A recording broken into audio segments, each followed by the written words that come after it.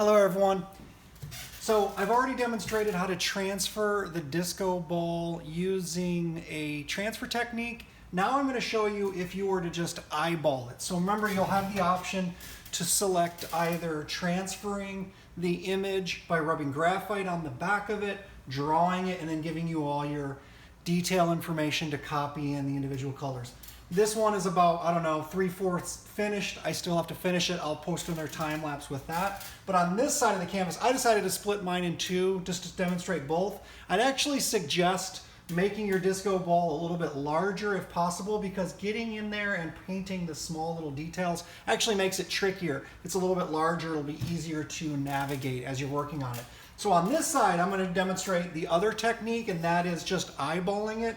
So generally what I do is kind of see where the top of the circle is, where the bottom is, and then you can kind of do that sighting thing where you see, like, you know, how wide it is versus how tall it is. And if you go like this, where you just drew those little side marks right there, you can do the same thing on the edges to make it that wide. You can do the same thing a couple of more times. So kind of seeing where your circle maybe should be, like so. And then you can connect the dots to make a nice round spherical disco ball. So you can start to map this out. And you're not going to draw every last detail. You're just giving yourself a start of where the shape is, and if you need to correct it, you can kind of work back up to it, like so. And now what I'm going to do is I'm going to mix my colors. I'm again not using any black on this painting. It actually will make it easier for yourself to be able to see things, because as I look at that, it looks mostly monochromatic, but there are some pinks, there's some blues in there. So I'm going to give myself a couple of different values. Remember, I don't want you to have to worry about drawing every last little line and circle on this thing before you get started.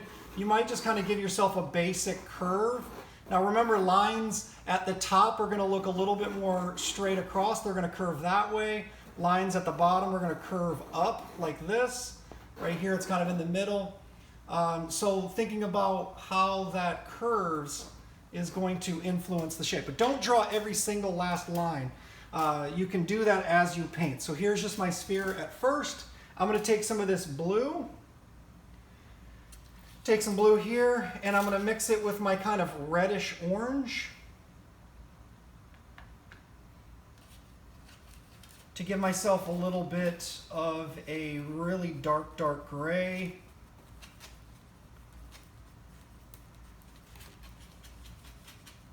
And remember, I said before, it's nice to have a little sample card next to you as you work.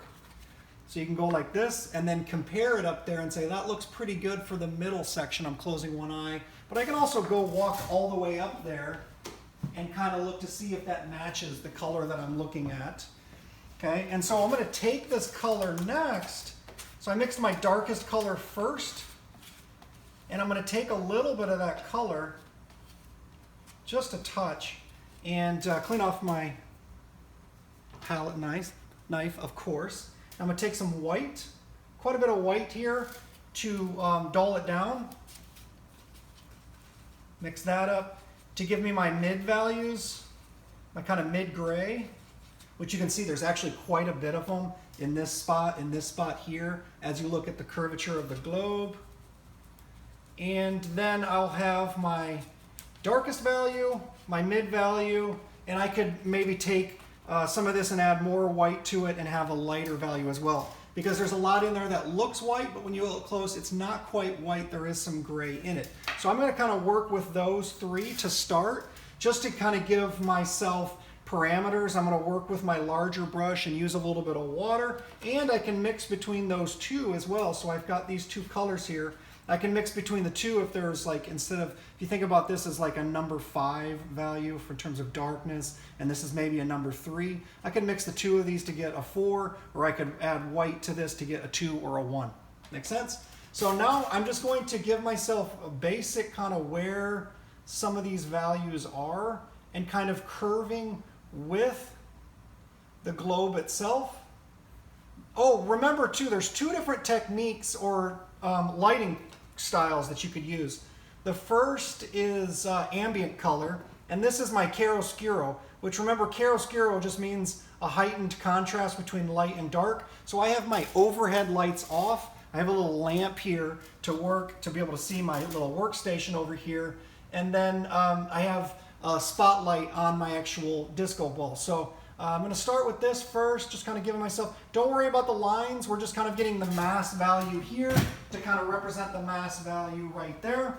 Now I'm going to take a little bit of water, dip the brush in a little bit of water, and I can kind of smooth these things out. And you'll see that what you can start to do is get the indication of where some of these things hit.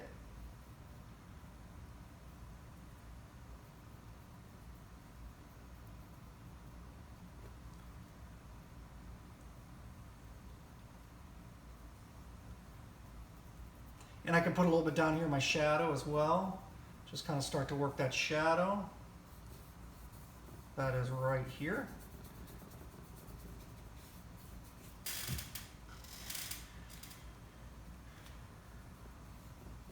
And you can see when I add water to it, you can see how this is a little bit bluish.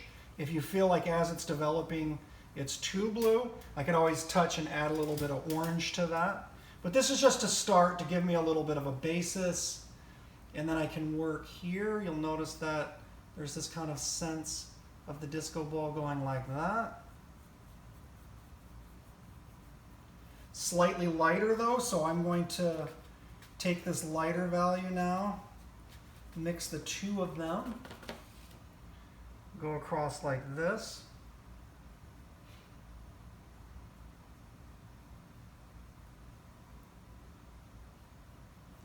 Now I see that same value, but a little bit more pink now above it. So what I'm going to do is I'm going to take my palette knife and take a little bit of this red here, take some of the white, mix a light pink first, and then if I need to, I can intermix that with my lighter gray, and I can give myself some of this pink that's right in here. Actually, there's one kind of square, if you notice that that's kind of right there within the darker value, and then more pink. Actually, I should have washed this out. More pink that's right here.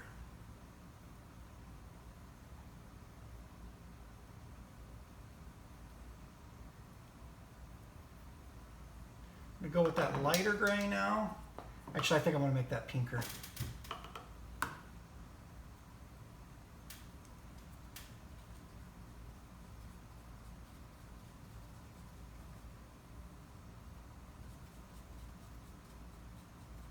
Nice.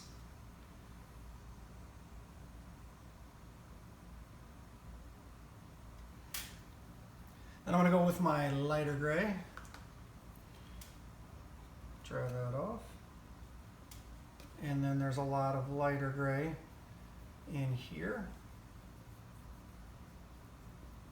Don't worry about any of the lines or the little discs. We'll get those later.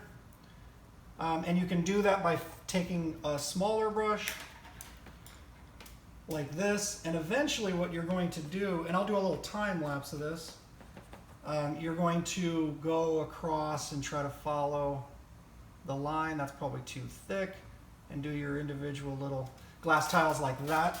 Right now it looks like the Death Star, doesn't it? Isn't that pretty fresh? It looks like Star Wars. So I'm going to go now and kind of finish off some of this, and I'll do a time lapse of next steps. This is where the background wall is.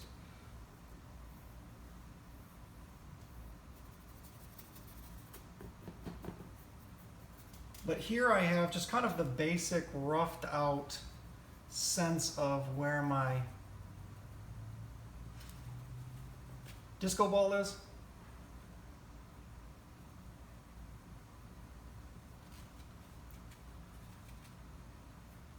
And I'll continue to work this so you can see in the time lapse. But that's basically the approach, and I'm going to work intuitively, kind of working little by little. And if you feel more comfortable once you get this and you want to draw your lines across here and going like this and giving yourself a little pencil mark and then going back and taking the appropriate color and then tracing along those lines. This brush isn't coming to a nice point. Like so. Then that will work as well to give you your little individual marks. But I'm going to sign off here. I'm going to finish this as a time lapse, and then I'll finish both of these so you can see kind of the development. If you have any questions about any of this process, feel free to reach out to me, shoot me a text, or give me a call, send me an email, send me pictures in progress. But this one, so this is our chiaroscuro, our exaggerated light. So it has a really close-up light source like a flashlight or a tea light or a candle. And then this one is our ambient light with a lot of ambient color around it. This one's the transfer. This one's the eyeballing it, like intuitively working on sticking my flannel and my paint there. So see y'all later. Peace out.